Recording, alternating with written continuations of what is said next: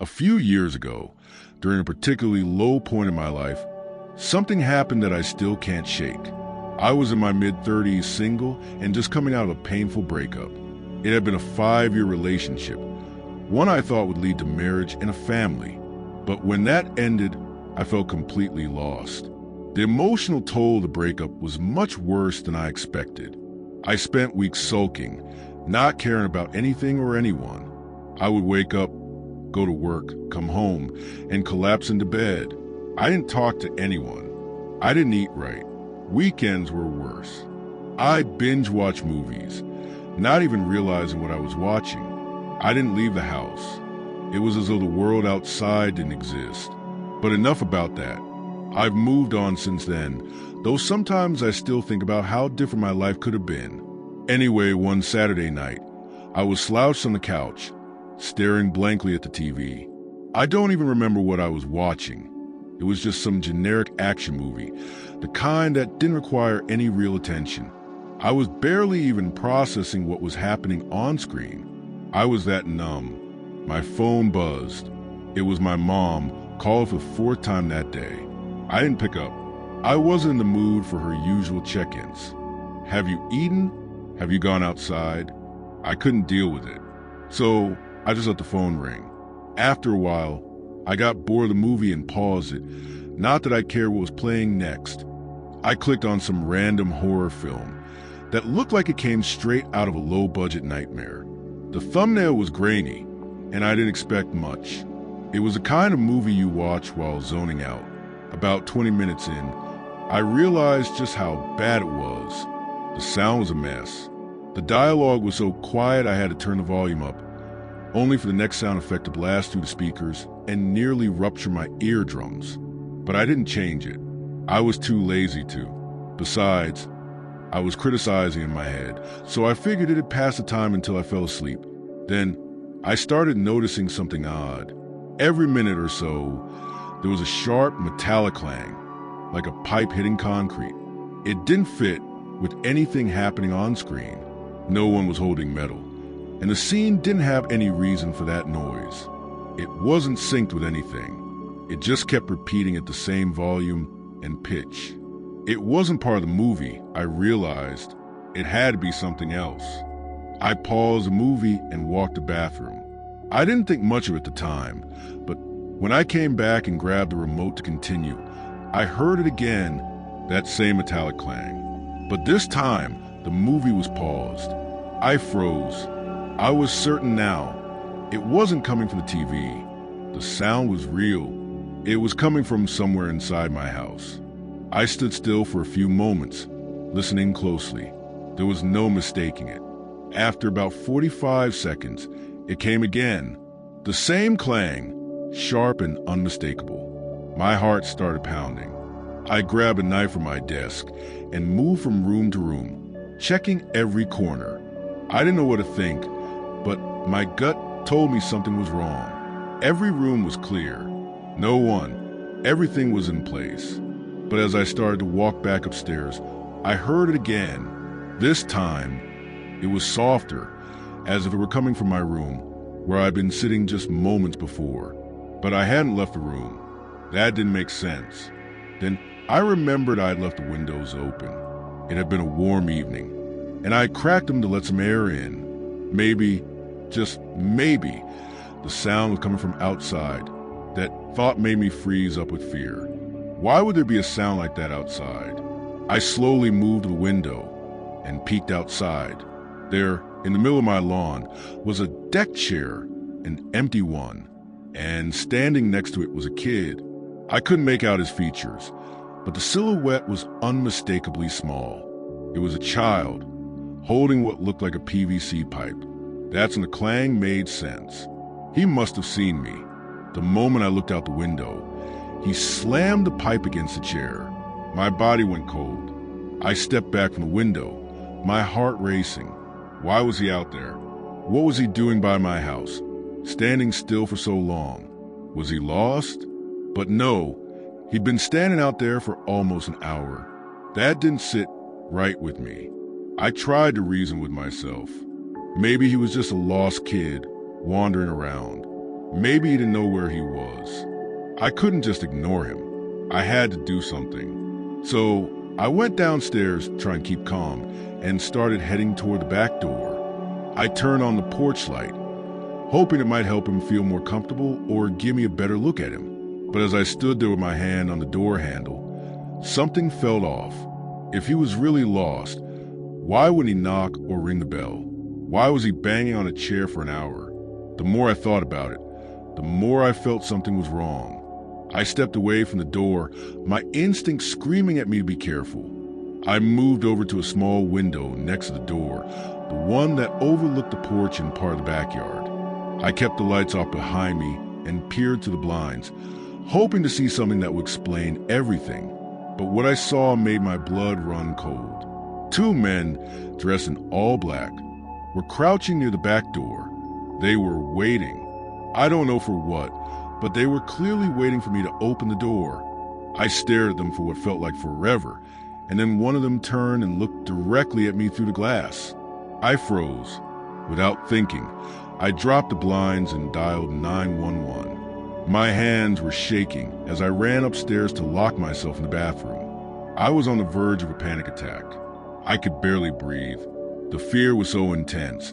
It felt like I couldn't move. Just as I was hiding in the bathroom, I heard it, banging at the back door. They were trying to get in. I held my breath, listening as footsteps echoed through the house. Then I heard them coming up the stairs, walking slowly. My heart was pounding in my chest as I heard the bathroom door handle jiggle, and then a loud bang as if they were trying to break it down. I screamed at the top of my lungs. "The police are on their way." The sound of footsteps immediately stopped, and I heard one of the doors slam. Silence. The police arrived soon after, but there wasn't much they could do. I didn't have any cameras, and I didn't have any solid details to give them. The only thing that made them take it seriously was the child. They said it wasn't just a random break-in. It was something more organized. Since that night, nothing has happened, but I still can't stop thinking about that kid. I hope he's safe, but I know the odds are slim. I just want to forget everything that happened, but I can't. The memory is always there, lurking in the back of my mind. It's 2024 as I write this, and in just a few weeks, I'll be graduating. But before I get to that, let me share something strange that happened during my spring break this year. Now, I've never been the type to go wild for spring break like most of my friends. They'd head off to places like Miami for week-long party trips, but that's just never been me. I'd much rather stay home, relax, and just recharge from the grind of college life. This past spring break was no different. I didn't have any big plans, except to spend some time away from the stress of schoolwork in a particularly frustrating situation with a TA who had denied my regrade request for no good reason. But that was a Monday morning, and I wasn't in the mood to dwell on it. I just needed to get in a workout, something to keep me grounded. I've always been an early workout person. It's one of the few things in life that helps me feel like I've got some semblance of control.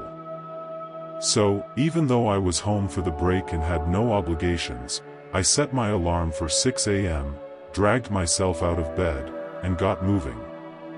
If I got to the gym early enough, I could avoid the crowds. By 6:20, I was dressed, out the door, and on my way. The gym was about a 15-minute drive from my house, mostly along quiet, residential streets. It's the kind of place where nothing exciting ever really happens.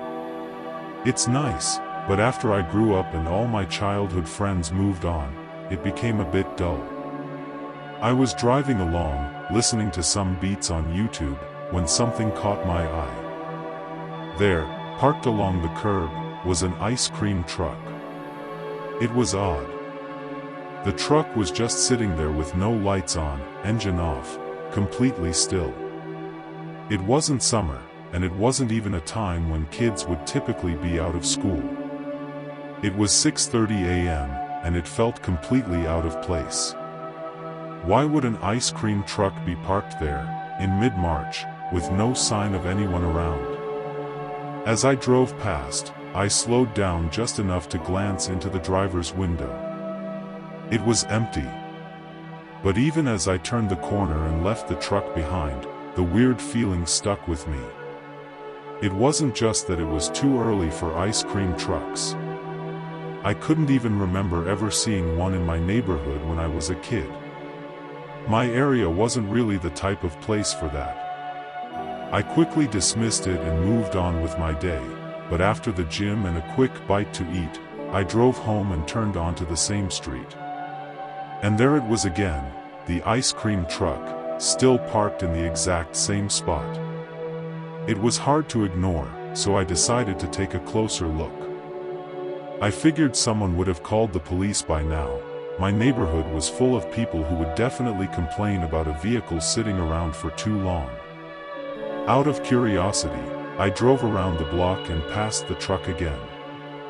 This time, I wasn't being subtle enough, and the man inside the truck locked eyes with me. The moment I saw him, something felt off. His face looked strange. He had this long, almost exaggeratedly pointed nose, and a scraggly beard that looked like it hadn't been shaved in years. He looked like someone who lived out of his vehicle, and it unsettled me. I didn't hang around any longer and drove straight home. My parents were both at work, so I had the house to myself. The next few hours were uneventful. That is, until I went out to check the mail in the afternoon. As I walked down the driveway, I glanced down the street, and there it was again. The ice cream truck, parked across the street, a few houses down. My stomach dropped. This wasn't a coincidence. That guy had followed me home. There was no other explanation. I grabbed the mail and quickly went inside, trying not to make it obvious that I had noticed the truck. Once I was upstairs, I went to the guest room, which had a window with a clear view of the street. I pulled the curtains aside and peered through. Sure enough, the ice cream truck was still there.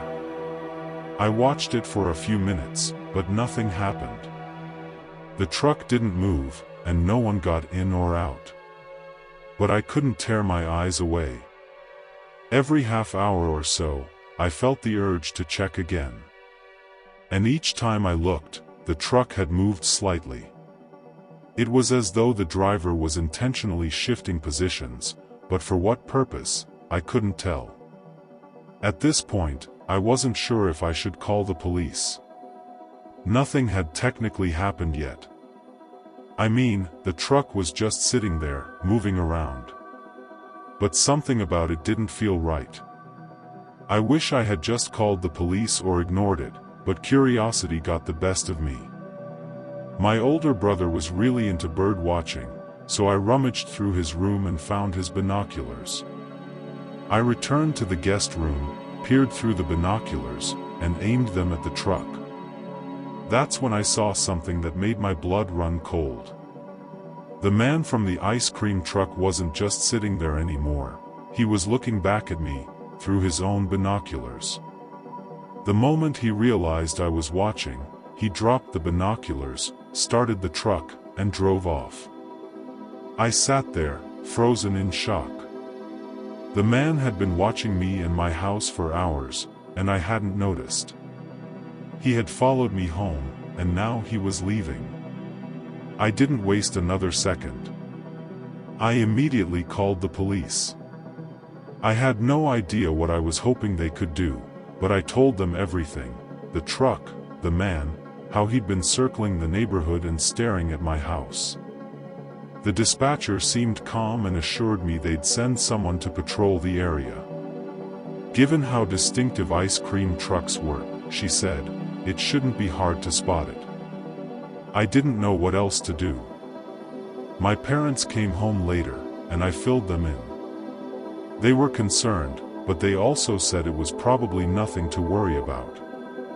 Still, I was uneasy, and the rest of the night passed with me on edge. I fell asleep eventually, but I woke up randomly in the middle of the night. I checked my phone. It was just after 3 a.m.